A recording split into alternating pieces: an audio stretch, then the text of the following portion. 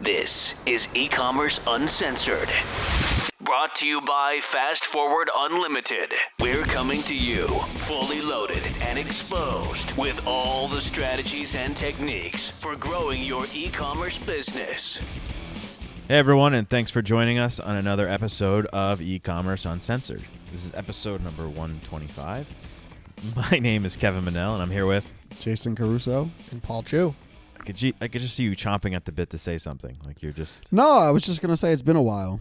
It's been a few weeks because Alberto has been away. Mm-hmm. So That's true. We recorded 2 before he went away. Yeah. And then actually, because of all this wonderful new space we have at our office, we missed a week. And then we moved everything to our new space, and that's kind of where we are right now, which is a little getting used to. Yeah, it's It's awesome. getting there, though. It's getting there. My wife saw the video that I posted on my personal Facebook account, and she's like, "Dude, you gotta get some things on the walls over there." I was like, It is a little bare. "Kevin's cheap." He's like, "Matt, I'm not cheap. I'm just saying we don't have to furnish the entire place, put all the artwork up all at once. Can we let the space breathe a little bit so we can actually know what's supposed to go up on the wall? Gotta let it breathe. Let the feng shui You develop. sound like Dan." It will evolve. Don't worry. Anyway, The first week, it doesn't have to have everything in it. Okay. Anyway, so that's fine. I let you be your controlling self, and you got your way. Anyway, Controlling. It's controlling to make me want to make this. Where's my boy? Space make sense. You know, Josh is getting us a $10,000 saltwater tank, and when you see it on a credit card, I want to hear nothing. So today we're going to talk about something that I think we encounter with our clients very often. Being an e-commerce brand, right? Like your natural instincts are to sell, right? That's what you're in business for, is to make money. And the quickest way to sell is by sending people to your website. At least this is the thought process, is to send people to your website and sell your product. And you probably think about that 100% of the time, right? And that's kind of what we encounter with our e-commerce customers. But there is, Gary Vee talks about the long game. And there is a long game. I mean, let's face it. I mean, Gary Vee is not exactly somebody I'm not like a huge fan. I mean, I like him. He's great. So I don't often take lines from him, but this is definitely something that he talks about a lot, is playing the long game, not just playing the here and now. So we're going to get... I think when people want to when they think about sending traffic to their website, they just want to put their product out there and just get as much, just show their product, have people click over and see their product just out of the blue. Yeah. So in reality, nobody really cares that much about your product at that specific moment. Right. So we're going to talk about content creation. But before we do, because Kevin almost forgot about our Klaviyo. I would never. No, well, you were going on, and I was like, about our favorite email marketing platform. Now, I know, I get emails from people like, it might as well be a Klaviyo podcast. And, they complain that we talk about Klaviyo all the time. But there is, the other day we were on the phone with one of our clients who we absolutely love. And he basically said, Fast Forward, which is our agency, Fast Forward has taught me how important email is. It just so happened that we ran this offer for them for 7 days, and they killed it. And a lot of it was driven by email. So that's kind of where that came from. So I don't care if you people get mad at me. It's going to make you money if you use it the right way. And I can't tell you how many people in the Facebook group have talked about Klaviyo. Somebody just put in the group, what should I use, MailChimp or Klaviyo? And everybody's saying, Klaviyo, duh. Obviously. Whether you're new, whether you've been doing this for a while, Klaviyo is just the way to go. Man, it was so easy too. I literally just sat at our conference room table, and set up one of our new clients on Klaviyo, and it was just so simple. And it was actually the first time I've actually set Klaviyo up and synced it up with the store. And the onboarding process is really so simple. It's just like you put your website in, you put what platform you're using, it even jumps over to the platform, has you install the app, and then you jump back. And it's really, because that could be the painful part, is setting it up and integrating with your store. It does get a little tricky setting up flows and campaigns and those kind of things, but getting it going is definitely really easy. So if you go to ecommerceuncensored.com/email, you will get redirected to Klaviyo. They will give you up to 250 free subscribers. You can test it out, send out a few emails, and you'll be good to go. I noticed, too, on Klaviyo that they have now the bar across the top announcing that Klaviyo Boston is coming soon. Yeah, so we still haven't gotten our invite for that. So hopefully we'll be there. Maybe we should reach out and see what the plan is, but maybe we'll be recording there again like we did last year, but you can grab your tickets. I think they have some early bird pricing for that. Yeah. And Kevin has his Klaviyo socks on. Yeah. I have several pairs of these socks now that it's become my sock. Your go-to sock. Yeah. It's your uniform. I like it. Well, guys, ecommerceuncensored.com/email. If you want to be part of our Facebook group, ecommerceuncensored.com/Facebook. I actually stole these from Dan. These are Dan's. Oh, you stole his notebook and I his stole his whole box. Right. He didn't even know. All right, so let's talk about content creation. So a few episodes ago, we talked about creating ads that talk specifically to different segments of your audience and how your audience may have or may be made up of different groups of people who kind of have similar, interests, and how you should talk to them differently. Mm-hmm. Content creation, I think a lot of brands get overwhelmed with it. Number one, I think that they get overwhelmed because they want to be perfect. And they,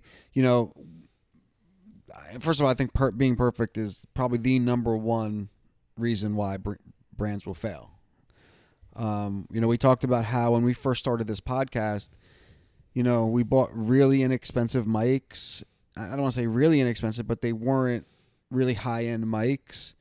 The audio really didn't sound as good. Like if you go back and listen to the first episode in this podcast, it's hard. Like I can't even listen to it, right? But as you go through the podcast, you probably can hear the evolution of our audio, how we talk to each other, and it's a natural evolution that you can't really skip, right? Like, these big companies, these big budgets, they hire people with tons and tons of money and they can, or experience, and they have the money to do that.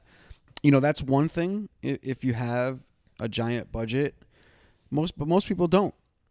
And, you have to go through that natural evolution. I remember when we first started, I was so concerned about, and you know how I was when we first started this 3 years ago.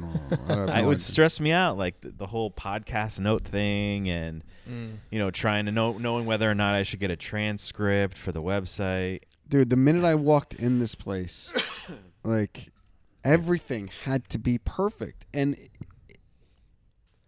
it doesn't. It doesn't. And it's, aside from that, it slows things down. It's like you don't really know what people want. And, it's like your time is better served creating more stuff to see what people are going to respond to than it is to sit in front of a piece of content and make sure it's perfect.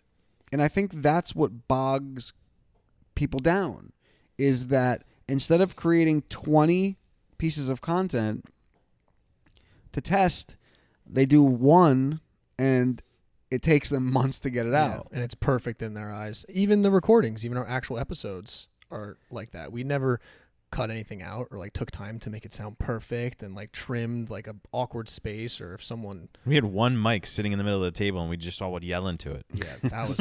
that's bad though. Dan would take over. Yeah, I think that the biggest thing is people just don't notice imperfections. Well, and the other part is they don't mind seeing them because they connect with it more. Mm-hmm. Yeah, and I think the thing about it is this is one area that more is more, right? Well, the saying less is more. Less is more. Yeah, more is more in this case, right? Quantity over quality. No, in this case, quality over quantity. Or quantity over quality. That's what I said. Oh, you did? Okay. And I think that's where, one of our clients right now, I think they're starting to understand that digital doesn't live that long, right? You send out an email to someone, 10%, 20% of your list sees it for a second, right? So if you're bogged down, if there's a good chance that there's a lot of people listening to this are having that issue.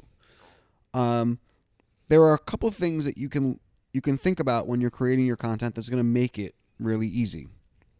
Number one is, who are you talking to? Right? You have to step back and say, okay, which group of people in my audience am I talking to? Right?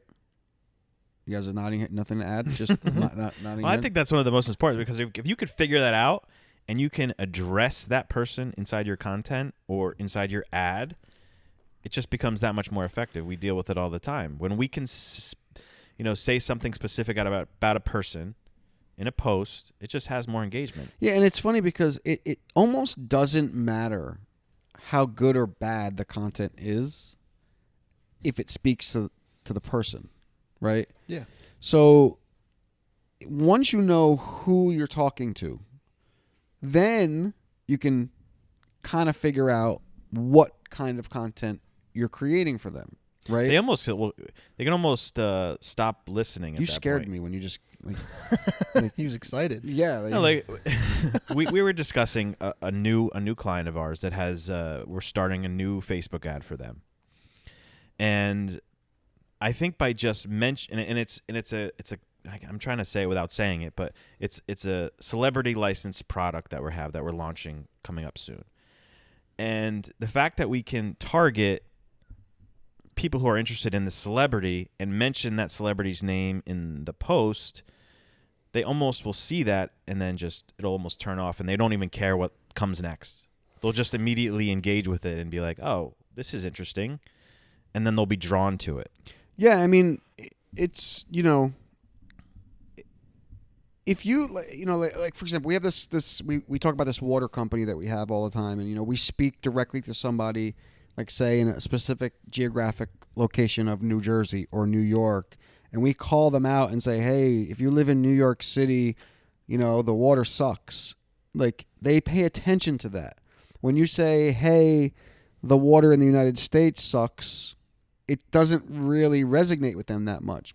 So knowing who you're targeting is, or you're trying to create the content for, is really important, because if you could speak directly to them, they'll pay more attention, as you said. And then once you find out who, different demographics are going to like to see different kinds of content, right? Like the younger crowd typically loves to watch videos, typically likes to engage in things around experiences, like, right? Where, I mean, I'm a big video guy as well, so maybe that specific example wasn't the best, but the idea is that different age groups like to interact with different I kinds. think it's more like the kind that. Sorry, Paul. No, go ahead. The type of content. Like, I think video is across the board probably the most engaged with content that you could have. But the type of content can reach different people. Like, I see videos that we share, and working with this new client, the videos that Paul and the rest of the team share. It's like really lifestyle, fast-paced, people having fun, stuff like that. That doesn't necessarily appeal to me as much as like just, I don't know. I don't even know what to compare it to, but it's cool to see, something falling in water and splashing up, but I think more product specific stuff would speak to me a little bit more. Yeah, no, I totally agree. And that's what I was going to say too, is that even within, I think your example is fine, because even within the video category, there's so many different areas you can go into, which has to do with your content creation, like you said, like aesthetics. That's why I kind of like Snickered, because like that's what gets millennials and younger people is like the lifestyle. What can you be doing? You're hanging out with friends. It's not really like what the product does and how it interacts. It kind of is a little bit. You care about the specs of it, but it's really just about the like visuals, the experience. Like how is it making you feel, or Exactly. like what? And I think if you and I think that's where a lot of brands get hung up, is that they are so like worried about like making it like fit, or maybe not make it fit, but making it like perfect. Mm-hmm. And really you don't know what perfect is. Yeah, it might be perfect for you as the creator, but you might be very, very different from your audience. Yeah, and then you spend all this time, production value, and all this, and then by the time you put it out, it's like it flops, and then you've wasted a bunch of time. Yeah. Yeah, and it's funny because actually this is a better example. So I know that like the older demographic likes to read. They're more of readers, right? So like when we put an ad in front of these homeowners, we throw a blog in front of them. They're all over it. Mm-hmm. But like the younger guys are video, right? Like the experience, how they feel. Not that older people won't watch video, but they're just more inclined to read. Like it's just, Instagram is a younger crowd. Those people don't like Facebook because they don't want to read. They just want to look at pictures and look at videos. They want instant gratification, basically. Yeah. And whereas like the older generation, like you throw a blog in front of them or like news or like that kind of stuff, they jump all over that. So, knowing who you're targeting will help you decide like what to create. And you can use that. And this is where I think, you can use or repurpose content like for email, for Facebook, for YouTube. I mean, you can use the content you create. You don't have to, you might have to change the format a little bit, but you don't have to reinvent the wheel every single time. Yeah. I know Kevin doesn't like posting the same things like from Facebook and Instagram, but that's mainly because the formats are different and that kind of stuff. But you can repurpose. There's no problem with that. Yeah, there's no reason why you can't create a video for your product and then take that video and translate it into written copy or then translate it into audio. You can create that on different channels like that. And I don't think it has to be like reinventing the wheel every time you make content. There are so many resources out there, different brands that are probably doing a similar thing to you, similar thing as you. And you can do a lot of research, and we've learned that you can collect all these things and use them to your advantage. Even when a lot of the times we start ads, we build content for our clients, and we just find content online and try it. Yeah, news websites just cultivate news. It's not all their news. They grab it from other websites, and then they'll cite it. So, that's a good point where, you can grab other articles, you can test other things. You can make your own videos. I know like in the beginning, it used to like a big thing. Like even I did this before I came here. Is like, I would like have to make sure the video and the audio was perfect. Now everything is done on a phone. Mm-hmm. Nobody wears like microphones anymore or uses microphones. Like, everybody's just doing everything on their phone because it's faster. It's easier. You can get it out quicker. And with content, like you don't really know, as we said, what people are going to connect to. So you should try different things. One thing that, we spoke about when we were discussing this episode is how we had a preconceived idea of who listens to this podcast. But every single person who's ever reached out to us, for us, like to work with us, like we get it all the time. We just got someone reaching out to us 2 days ago. It's not who we think it is. Mm-hmm. So we talked about rethinking some of the content for this show, for this show, right? Yeah. Like, are we not talking to the right people? Maybe the people who are listening are not who we think they are, right? We were just... Yeah, we make the same mistakes. So like we need to have our who too. Like, so we can, when we come on here, we can speak directly to that person.